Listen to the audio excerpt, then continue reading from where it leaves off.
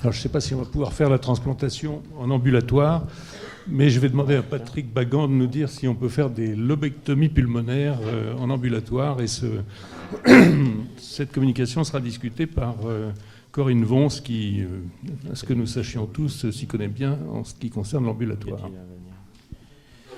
Bien, cher maître, chers collègues, donc après la réhabilitation ex vivo, nous allons parler donc de la réhabilitation in vivo. Et donc en cherchant à savoir s'il existe un avenir pour la lobectomie pulmonaire ambulatoire. Tout d'abord, une affirmation qu'il est bon de rappeler de nos jours. Alors, l'état des lieux sur la chirurgie ambulatoire en France. Donc, sur un rapport de la HAS assez récent, 36% de la chirurgie est effectuée en ambulatoire en France. Et on s'aperçoit malheureusement que nous ne sommes pas parmi les premiers en termes de chirurgie ambulatoire. Pourtant, il existe des bénéfices à réaliser de la chirurgie en ambulatoire. Il s'agit d'une chirurgie qui tend à être normoglycémique, normovolémique, normothermique, avec un bénéfice en termes de réduction du risque d'infection nosocomiale, une réduction des coûts en termes d'hospitalisation et en diminution d'examens inutiles. Et surtout, donc, la réhabilitation qui doit être précoce. Alors, est-ce que la réhabilitation précoce en chirurgie est un concept récent? Alors, la première question, 1956, je pense que ce n'est pas tout à fait récent. Et donc ici, dans les mémoires de l'Académie de chirurgie, le professeur Tom Ray avait déjà rapporté donc, une étude sur l'intérêt du lever précoce et les rapports avec la complication dans la période post-opératoire. Et donc sur 1000 patients, 62 étaient opérés du thorax pour pathologie tuberculeuse ou pathologie œsophagienne. Et donc il concluait que la réhabilitation et le lever précoce diminuaient les complications veineuses et pulmonaires, diminuaient les complications digestives, et il ne rapportait aucun décès rapporté donc à la réhabilitation levé précoce. Ensuite, donc, les interventions ambulatoires en chirurgie thoracique. Dans les années 90, donc, une étude canadienne donc, a réalisé les premières médiastinoscopies en ambulatoire. Ensuite, grâce à la vidéothoracoscopie, les premières biopsies pleurales et pulmonaires avec diagnostic ont été réalisées dans les années 2000. Ensuite, donc, les pneumothorax peuvent être traités en ambulatoire. Ici, la dernière série en 2009 d'une équipe britannique. Donc, quid de la lobectomie en ambulatoire? Lorsqu'on voit donc dans la littérature les durées moyennes d'hospitalisation qui sont rapportées dans les années 80 sont autour de 10 jours, puis 8 jours dans les années 90, 4 jours dans les années 2000, 2005, 2 jours. Donc, nous allons donc, l'objectif, c'est de réaliser des chirurgies ambulatoires dans les années proches, 2015-2020. Alors, nous avons bénéficié donc de l'expérience de notre ami de Sao Paulo, qui est João Carlos das Neves Pereira, avec qui nous avons réalisé donc, cette étude sur la réhabilitation précoce après une lobectomie pulmonaire. Les principes, donc, c'est de lutter contre les habitudes anciennes, savoir une salle d'opération froide, l'utilisation larga manu d'opiacés, de grandes incisions, utilisation de drains inutiles, nombreuses voies veineuses, une antibiothérapie inutile et surtout un alitement post-opératoire. Donc sur ces principes, la durée d'hospitalisation moyenne est tombée à 2 jours. Il a réalisé déjà des lobectomies en ambulatoire. Dans 90% des cas, la déambulation a été possible. Et donc il préconise la chirurgie sans fil, c'est-à-dire ablation des perfusions des sondes d'oxygène le soir même, l'ablation du drain agien avec mise en place des valves de Heimlich si nécessaire, avec donc des résultats de 3% de réhospitalisation, diminution très nette du nombre de complications pulmonaires et cardiovasculaires. Les principes sont basés essentiellement sur une préparation préparatoire avec une implication de la famille pour réaliser une chirurgie ambulatoire, une lobectomie, et aussi une préparation avec un réentraînement à l'effort et un arrêt formel du tabac. L'intervention, on privilégie l'analgésie préemptive, que ce soit des cathéters péridurales ou paravertébrales, une chirurgie mini-invasive, des lobectomies par thoracoscopie. Ensuite, en post-opératoire, on préconise l'exercice précoce, une ambulation dès la salle de réveil, des analgésiques non morphiniques et une kinésithérapie précoce. Pour valider cela, nous avons réalisé une étude de faisabilité pour savoir quel était le pourcentage de patients qui pouvaient rentrer dans la lobectomie ambulatoire. Sur une période de 1 an, 75 patients opérés d'une lobectomie, nous avons évalué de façon rétrospective selon les critères d'éligibilité pour une chirurgie ambulatoire, selon les critères de l'association de chirurgie ambulatoire, des critères médicaux et sociaux. Tout d'abord, les contre-indications. Nous avons donc les pathologies neuropsychiatriques, l'obésité morbide, le syndrome d'apnée du sommeil, la fonction respiratoire limite, une cardiopathie et un traitement anticoagulant, une insuffisance rénale. Du point de vue social, un isolement et un éloignement de structures hospitalières. Du point de vue chirurgical, la durée d'anesthésie doit être inférieure à 150 minutes, une absence de saignement, absence de transfusion et une douleur maîtrisée en post-opératoire. Nous avons basé un EVA inférieur à 4 le soir de l'intervention. Donc nous avons évalué donc, que 20% des patients étaient éligibles en ambulatoire, avec une moyenne d'âge de 65 ans. Parmi ce groupe de patients éligibles, nous avons eu une hospitalisation moyenne de 5 jours, allant de 4 à 7. Seulement 2 complications ont été observées, un drainage prolongé. L'hospitalisation était motivée uniquement donc par le drainage post-opératoire, mais aussi, il faut l'avouer, par la T2A, étant donné qu'un patient sortant le soir même, par rapport à 4 nuits d'hospitalisation, il y avait une perte par patient de 3 130 € pour la structure. Voici un exemple donc de patient de 79 ans, opéré donc d'un carcinome des stadins du lobe inférieur droit, un tabagique anciennement sevré. Donc ici une photo du patient en salle de lecture de notre service, qui a donc un drain relié à une valve de Heimlich et un cathéter paravertébral lié avec une pompe élastomérique pour l'analgésie paravertébrale. On peut imaginer que ce patient peut lire aussi cette revue de philosophie à son domicile. Un exemple numéro 2, c'est une patiente de 48 ans, tabagique, qui présente un carcinome du lobe supérieur gauche, qui a été diagnostiqué par ponction. Donc, cette patiente a été opérée, extubée à 10h40, donc une extubation après une lobectomie supérieure gauche par une mini-thoracotomie. Donc, dès l'extubation, on sollicite la motricité par une stimulation verbale. Dès l'extubation. Ensuite, la patiente, avec peu de doses de morphinique en péropératoire, va aller directement en salle de réveil. Donc, nous sommes 15 minutes après l'extubation, donc après l'intervention, donc la saturation est à 100%.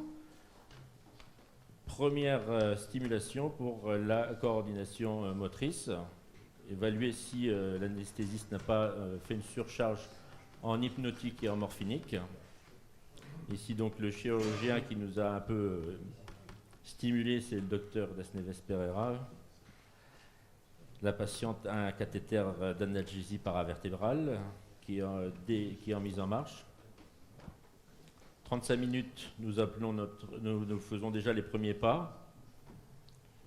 Donc nous sommes en salle de réveil. Premier pas pour voir un petit peu la stabilité. Et nous allons ensuite passer à l'étape de la kinésithérapie. Le kinésithérapeute commence par des massages paravertébraux. Et la patiente a aussi déjà, pour stimuler son oropharynx, mange déjà un gâteau sec. Un peu sec. Première kinésithérapie de spirométrie incitative. Tout cela donc est réalisé dans l'heure post-extubation.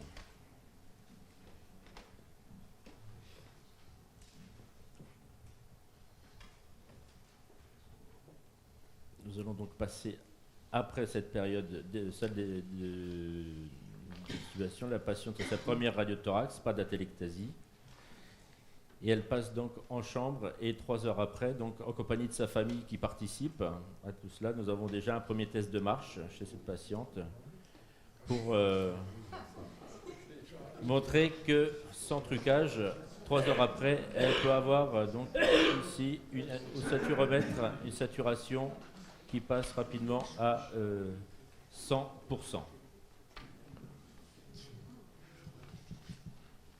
La radio de thorax AJ1, ablation du drain, donc AJ1.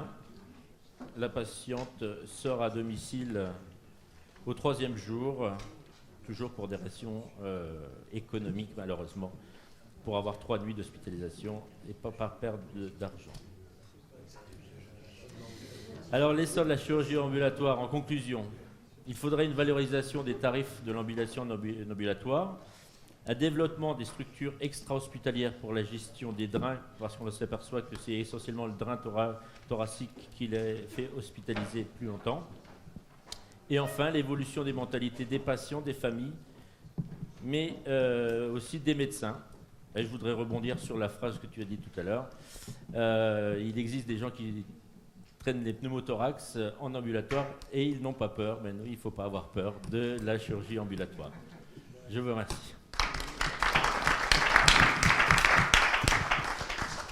Merci de ce brillant et impressionnant exposé. J'ai demandé à Corinne Vons, qui connaît bien le sujet, de bien vouloir commenter ce travail. Merci beaucoup. C'est vrai qu'en tant que secrétaire général de l'Association française de chirurgie ambulatoire, ça me fait très plaisir de voir que enfin les chirurgiens thoraciques mettent le doigt dans l'engrenage. Mais je suis déçue par cette dernière diapositive. Comment un chirurgien universitaire peut oser dire qu'il a besoin que les tarifs soient revalorisés pour faire de l'ambulatoire ? Je veux bien qu'un directeur d'hôpital me dise ça, mais pas vous quand même. Vous n'êtes pas payé à la valorisation des tarifs. C'est pas votre problème. Comment ? Vaste débat. Alors oui, première question. Si vous croyez que nous, en chirurgie digestive, on a attendu que la cholécystectomie, que la thyroïdectomie, que tout ça soit payé, on a fait progresser la prise en charge avant de réfléchir en termes de tarification. Si on est quand même ici pour faire progresser notre métier, pas pour faire de la comptabilité. Si on pense que c'est mieux pour le patient d'être pris en charge en ambulatoire, on n'attend pas que le tarif soit... Et vous voyez, cette année, on a obtenu des pouvoirs publics que la vésicule soit... la recette soit identique en conventionnel ou pas, mais ça fait 15 ans qu'on en fait. Donc, montrez l'exemple, montrez que c'est possible, et après, ils vont vous faire le tarif identique. Vous ne pouvez pas mettre ça en priorité en disant que c'est possible que si le tarif est identique. Vous êtes médecin, vous n'êtes pas comptable quand même. C'est pas une parole de médecin, ça. Enfin, vous êtes d'accord, c'est qu'un directeur d'hôpital médecin, mais pas vous.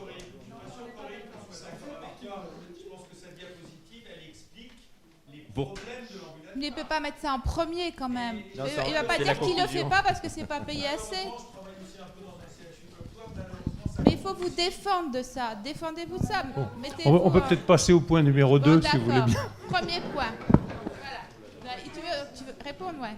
Dis-moi. Ah ben j'ai pas de réponse. Non mais je sais, tu vas me dire, bon, on ne peut pas faire, mais on peut quand même parler avec les administratifs. Je vais juste voir le chef de pôle et qui, en fin de comptabilité, lui il ne voit pas ce qu'on fait, il fait juste entrée et sortie.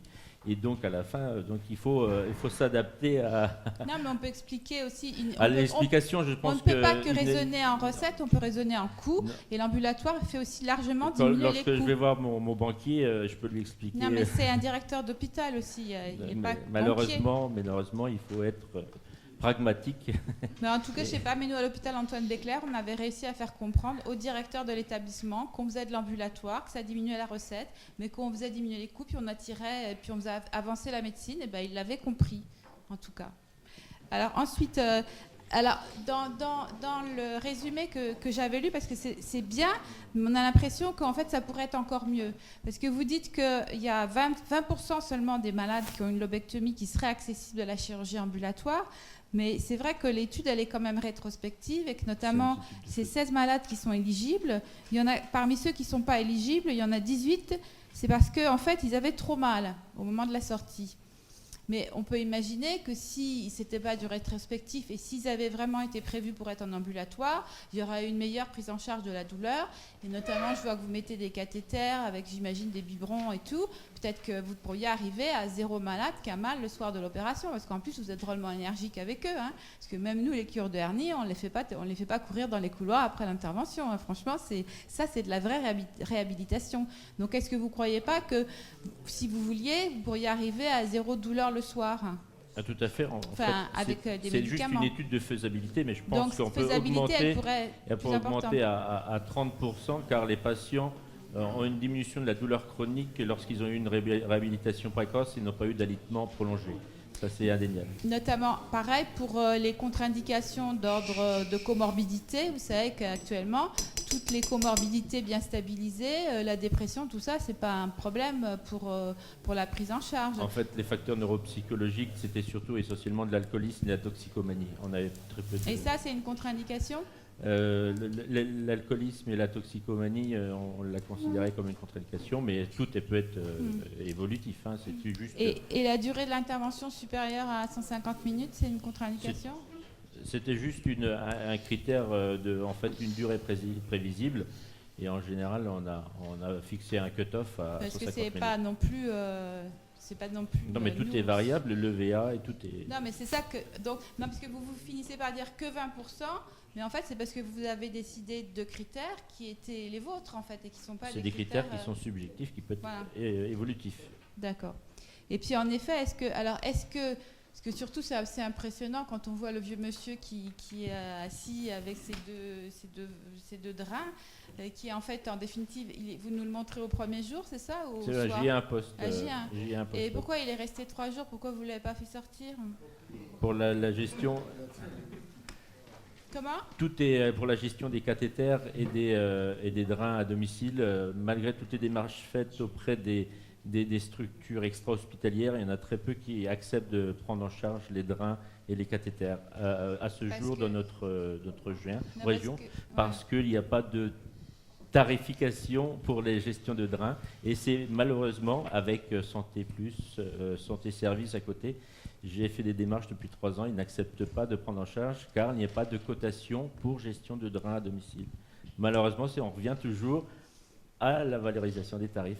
Et prenez contact avec ceux de l'unité de chirurgie ambulatoire de Saint-Antoine et de Ambroise Paré, qui font sortir les malades avec des cathéters et des biberons qui délivrent et des drains, qui sont gérés par des infirmières de ville avec lesquelles ils travaillent en réseau.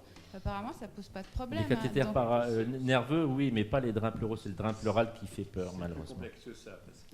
C'est le drain pleural qui est un peu Je crois que c'est vrai qu'on peut organiser en ville, les prises en charge d'un certain nombre de choses. Mais j'étais à l'arrêt il y a quelques jours avec les gens d'Ambroise Paré.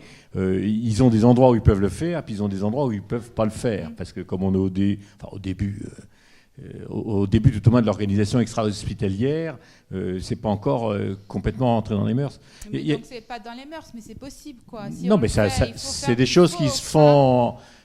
qui se font progressivement. Mais je crois qu'il faut faire attention à une chose, c'est que moi je suis tout à fait pour le développement de la chirurgie ambulatoire, mais je pense que la présentation telle qu'elle a été faite, elle est très bien, parce que c'est une équipe qui dit quels sont les malades où sans risque je peux commencer par le faire. Et puis ensuite, au fur et à mesure qu'on le fait, comme tu l'as montré, on peut augmenter les indications. Non, mais là, il ne l'a pas fait. Alors justement, on a dit, mais faites-le. Oui, mais faut commencer par le faire sur les bons patients. Non, mais c'est ça, mais non, parce qu'il ne le fait pas. Et on a envie de lui dire, vas-y, ah oui. Alors, c'est ça. Merci de vouloir en tout cas, à si ce vous débat voulez, qui est passionnant. Oui, vous me tenez Et au je courant, savais bien là, qu'en mettant c'est bon. ce sujet au programme, vraiment, ça super. déclencherait une controverse Alors, attendez, intéressante. et je vous Il va falloir convoque qu'on s'arrête. à la journée de chirurgie ambulatoire en janvier 2014. Merci. Volontiers.